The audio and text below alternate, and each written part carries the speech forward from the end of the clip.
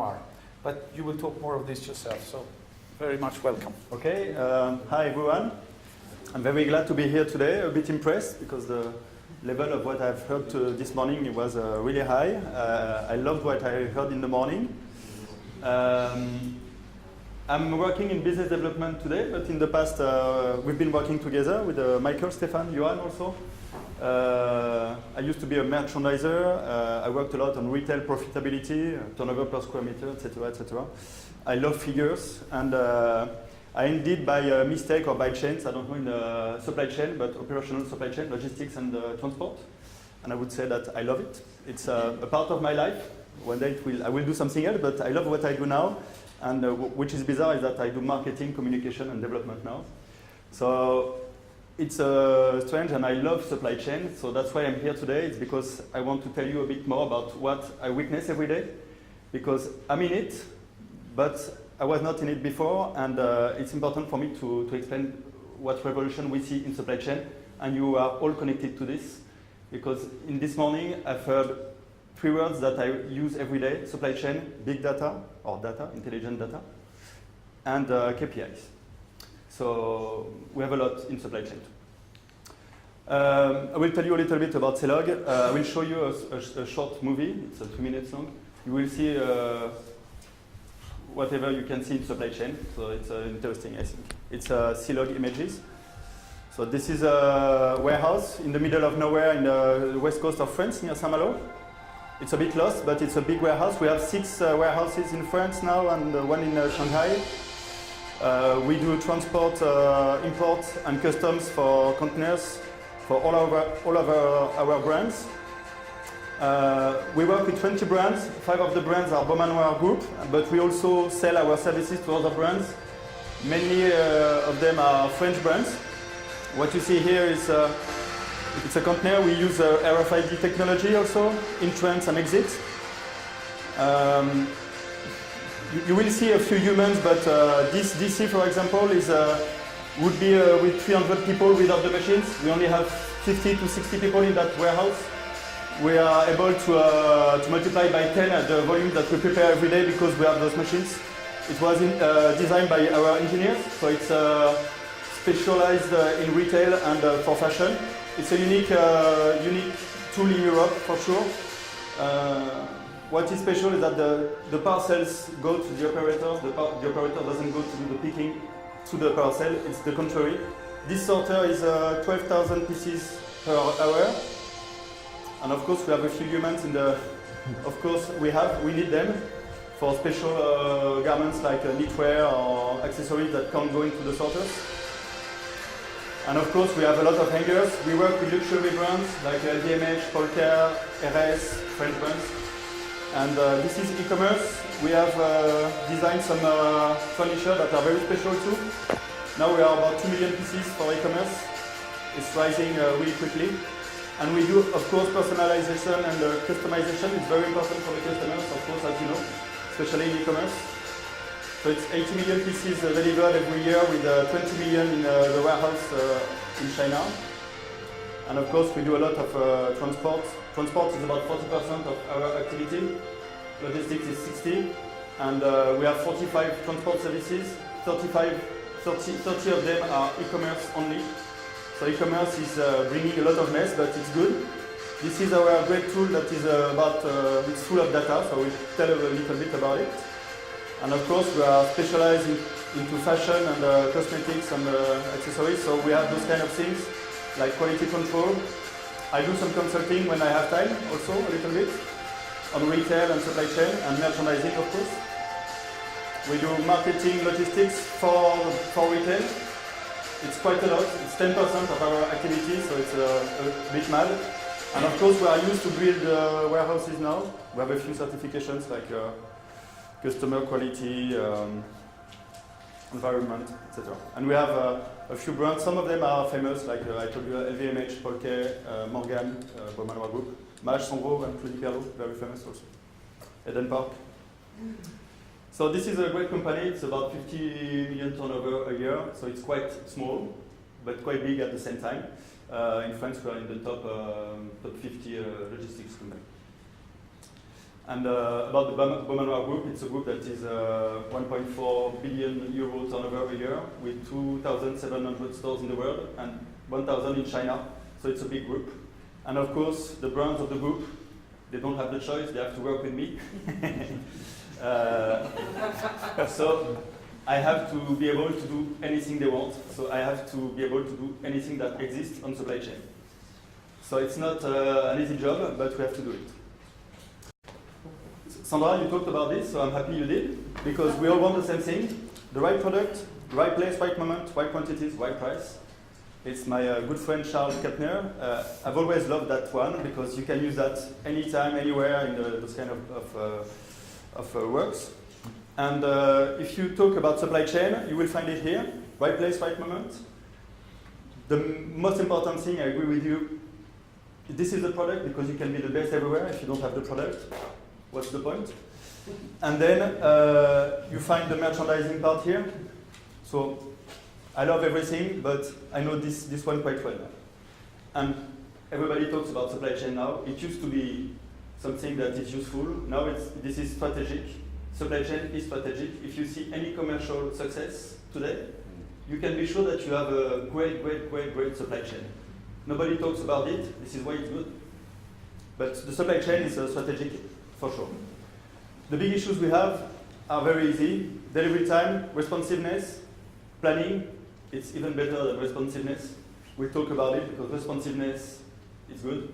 Planning is the future. And customization and everything is here for customer experience, of course. Even if we are putting garments into cartons and into trucks, it's not very sexy, but at the end, we want the customer experience. And the financial people will love that, but the stock control is very important too, because if you don't control your stock, and the merchandisers know that, you can kill the company, because the stock costs a lot. So you need real-time KPIs to control the stock. And real-time KPIs are very important here too, because it's quite new. So I did this little drawing especially for you. I wanted to do this since quite a long time, so now I'm happy I have it. The supply chain can be a nightmare. It used to be very simple. Supplier, delivery to the central warehouse, delivery to the stores, retail to the customer. And then you push the garments and they buy it. Fantastic. It doesn't work like this anymore. The customer decides everything. And then appeared e-commerce. And some of us thought it was a good idea to have some stock for e-commerce, another stock, another warehouse. And then came business partners, marketplaces, or maybe it was the contrary, wholesale first and retail then. And then came many kinds of deliveries, click and collect, ship from store, drones now, city lockers, super. And for some of us, international nightmare too, because it's not the same everywhere. And it's not the end. Of course, you have stock everywhere. When you have stock everywhere, you have problems everywhere, because you can be out of stock in some warehouse, you can have too much stock in another warehouse, so you start to do transfers between the warehouses. I used to do that in H&M at the end. It was transfers, that's like 10 trucks, transfer every week from a DC to another. You just go mad. And you lose time because it's like 2 or 3 weeks time before you can be able to deliver the garments you just transferred. And something else that we have also for the crazy companies, it's reverse logistics. Reverse logistics is the cost for reverse logistics for one garment can be around 2 euro for something that you can burn because nobody wanted it. You have put it in the stores. You have marked it down many times. People were using it and changing place, putting in faces in the windows. At the end, you don't sell it. You take it back to the warehouse. For what? To send it back to the stores? Or to sell it to some guy who will buy it for 50 cents? This is nonsense. And yeah, it is. And at the end, you can be sure that in the last 10 years, the IT costs and the stock costs would go like this. So of course, this doesn't exist, but the perfect supply chain would be simpler if it works like this. You have one central stock, and then the best thing to do is to have a physical business, a digital business, and then from this central stock, you have all the channels, and then you are able to deliver all the customers anywhere very quickly. So what you need is to have one central stock, good teams, and super express delivery. Of course, you will need the stores because you have the stock here too. So of course, you can deliver from the store. Everybody says that's the future. The warehouses, they will disappear. I've heard a few years ago the stores will disappear. I'm not sure of that. I'm quite sure the stores will be stronger. So of course you can deliver from here. You can deliver from here, and the customer, they will want us to do many things. Like I want you to deliver me by a drone when I'm on a boat on the river here. What's the point? What for? It's to me it's optional. But we're talking a lot about it because it's customer experience. So the key to success, if you manage to have a supply chain that looks like this, you have one central stock, fewer stocks in stores because that's a huge cost, very fast delivery, and real-time information. I talked to a guy from Louis Vuitton, famous company. The guy says, I'm producing in France, he's the supply chain manager. Producing in France, the warehouse is in France, and I deliver worldwide from Roissy-Charles de Gaulle, the airport in France. And the guy has less transport companies than in the past because he's very powerful now with the volumes. When you have strikes or whatever in France, it happens sometimes, right? He's a priority guy. It's this company because they know they have a big business with him, and he's able to deliver worldwide in a few hours. So he's got on his desk some clock with the time, the delivery time everywhere in the world. So he knows in hours the time to deliver Singapore or New York. And it's the same model of this. He's got his central warehouse in France and he delivers worldwide. My company has this is not what I just explained, but with e-commerce, we don't really have the choice. My company is working on a big project that would be in the north part of France, because we have full players, pure players in e-commerce, but we also have companies that ask me to deliver 10,000, 15,000, 20,000 pieces a day. So I lost some contracts because I was not able to deliver 15,000 pieces a day. I can do 10,000, 15,000, I can't do it because I need like 100 people and it's manual. So we are automatizing with machines the DCs now. So we are thinking about a new DC that will be completely crazy, unique in Europe maybe. So it's a lot of money, but we will be able to deliver everywhere very quickly. So it's not ready, but it could be here in 2 years' time. So what's next for supply chain? Big data and artificial intelligence, of course. So it's not very sexy to talk about supply chain and big data, but it's crazy because we have a lot of data too. We have the data of the customers. I have everything. With data, we can do a lot of things, but those things happen already. This is in China. This is a sorting warehouse. It goes very quickly everywhere. So my boss was there last week. He told me, it's super nice here, but underneath you have some little Chinese people with trolleys. So it was very disappointing. But this is quite interesting. This is drone delivery. Very interesting. It's mad, by the way. If I had seen this 10 years ago, I would never believe it. If it's good when you live in the Alps, in the mountains, and if you have like 2 hours driving to go to the post office. One is missing here? No? Where is it? Gone. No, it doesn't want. It's bad. It's the C-Log robots in my company. And here you have a robot that is from Boston Dynamics. It's a company that was bought by Google. I think it was almost sold to Amazon recently. Those robots, they are using artificial intelligence. It's mad because they react to what the guy is doing to the robot. So you see the guy will arrive here, he will push the carton, and the robot is reacting to this. It's not very speed. For productivity, it's not right. Yeah, it's a bit slow. But I'm sure that in 10 years' time, I will have robots in my PCs. At the end, the robot is being beaten. In 10 years, you will be you when you do that. I will love it. I'm showing this to you because machines are very important. By the way, machines should be taught by humans, and that's the point, always. We have machines everywhere, it's a huge cost. At the end, what's the point? Productivity, we want the machines to obey to our rules. You will go, get up. So, big data, artificial intelligence can do it in supply chain. Okay, let's go. So what can we do with the supply chain data? In a company like Silog, we have, I told you, 20 customers. We have around 1 billion data a year. A lot of this data is nonsense, and you can bin it because it's not important. But some of the data are important. As you said, we need to organize the data into some data center, and then we use the data into a tool we build for our customers. So as you, Michael, I used to be on the supply chain management. Now I'm in the supply chain operations.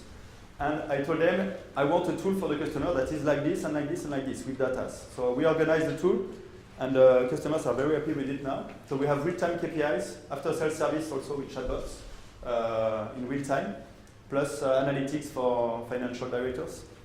This tool is it's like a control tower on the supply chain. So you have this mess here, but with this you can see anything, anytime, anywhere. It's very good because you can still react on what's going on now, everywhere, on transport and supply chain. So this is a little demo. What's going on? Doesn't work. No? Yeah. Something's wrong with the. It's Apple. This mic is. Okay, maybe I can try here. Yes. Thank you.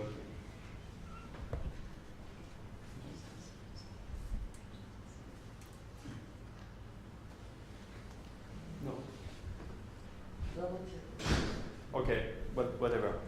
In this tool, you should see. Try. You can try. Yes, you're here.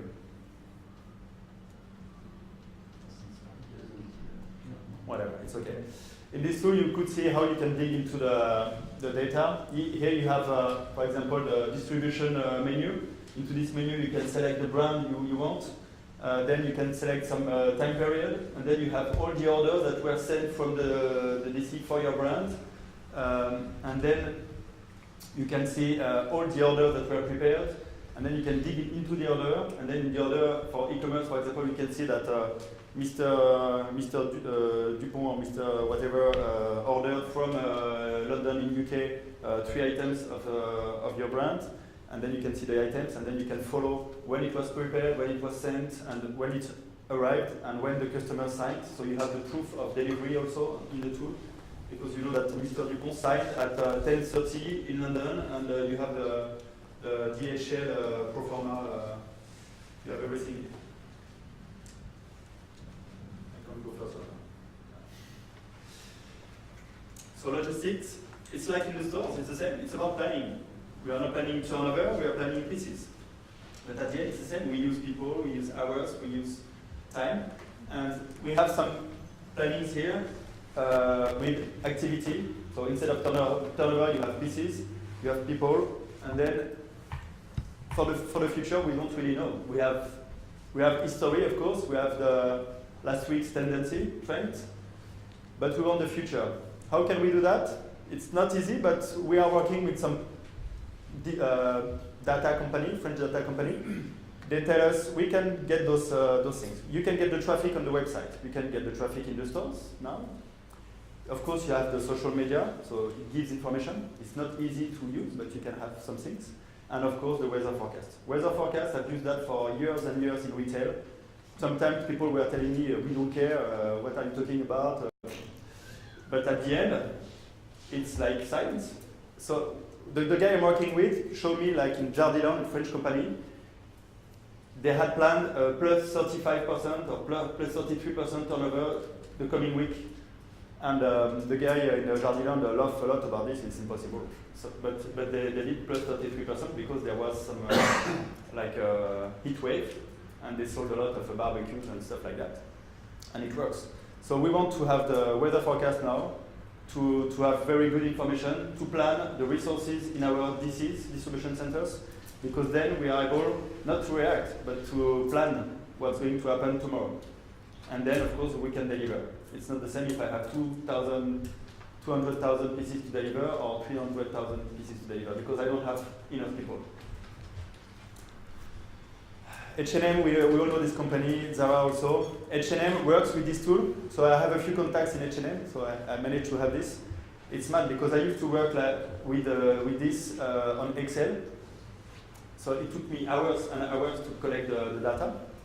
Now they have a tool with temperatures, precipitations, and stock incomings, which gives you a very clear impact on the turnover by country. So for the managers in Spain, for example, you can already plan that you will have a +7 next week because you have knitwear incomings that are quite heavy. You will have some cold wave, you will have etc. etc. And you have maps, you have everything. So that's a cool tool. And I've read that recently. Zara, in last year, they announced +6% margin because they just work on the price again and the markdowns with optimization because it was based on the season activity. So of course, if you have stock, it's the end of the summer, you have a lot of stock, and you had bad weather, you don't know that next week you're going to have a very big heat wave. If you plan a big markdown, it's bad because you can have a smaller markdown with still the same effect on the volumes, and then you get the margin. Artificial intelligence, it's a bit early to talk about it, but still we know that it's very complex today to work with the stock allocation in the stores because you have a lot of channels now, you have a lot of promotions, you have a lot of data, you have a lot of things. And the human brain is too small for that. So human brain should be used to teach the machines to do the work. And a guy I work with a little bit in a French company called Vecchia, quite known in France. They have artificial intelligence tools to allocate the stocks to the stores.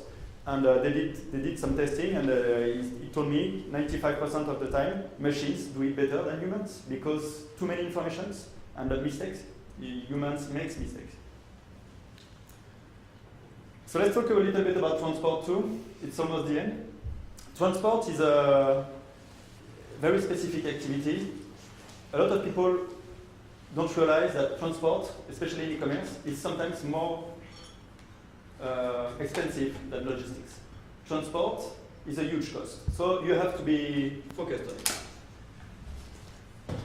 If you look at what's going on, especially on e-commerce, people are mad and crazy about new solutions for customer experience, for sure. But when you ask the customers what they really want at the end, they want free delivery, they want real-time tracking, and they want to be delivered at home or nearby. About the time, it's about 1 or 2 days. After 2 days, it's a problem. At the end, all the money you will put into new solutions is going to be wow and super for the wow effect, for the marketing, but when you look at what people use, it's 90% very simple things. Free delivery, real-time tracking, delivered at home. And the cost is very important. By the way, we have a lot of innovations in transport, and especially in e-commerce. What is crazy is that now we follow you, and we follow your phone. It's not true, it's your phone, but your phone, you have it with you. It's funny because Zalando is testing it now in Berlin and London, from what I've heard. So they do drone delivery in the streets. So I haven't seen any drones since yesterday, but I know that there is some testing here. In France, it's a bit complicated with the law, but we might see it. Funny little cars also in US. So I think it's nice, but I imagine this little car with some stuff in it in some suburbs in France. I think it's 5 minutes, and then the stuff is cut in 2 parts and burnt. So I'm not sure about that. You see a lot of bikers in all the big cities. The trunk, you talked about it. The DHL is doing it also, and the Amazon Key, it's quite new. Amazon Key, people go to your place and they open your door, they put the parcel into your home. So why not? The Amazon Key lock is $800 from what I've read. So it's good, but it's an investment. Okay, that's the end. No, that's nearly the end. You have a few things that are mad also. Amazon tells everyone the transport is free. It's not. Amazon doesn't pay a lot of taxes, as you know. So they can offer the transport cost, which I can't. So it's a problem for me. And so everybody thinks transport is free, and that's normal. Return is free, that's normal. But I can tell you there's a cost. So everybody's working on the cost drop. I've heard of this. It's a Tesla truck. There's a test in UK also. You will have a specific line on the motorways with one front truck with a driver and 4 trucks following without any driver, which drops the cost by 33%. Isn't that a train? It's like a train. There's a driver. And the Amazon Zeppelin. So I don't know if this is going to happen, but one day you will have a big Zeppelin in the sky with a few drones flying to your place. Hunting. If it was me, I would do that. I think I can't support to have drones in the sky over my house. It's impossible. Maybe it's a French thing. I don't know. Revolution. And that's the end. So I wanted to say, for better control of your supply chain and the cost of your supply chain, of course, you need data, real-time KPIs, and artificial intelligence. It's coming. And of course, my company is doing this. We are doing the best we can, but it's not easy. Fantastic. That's it.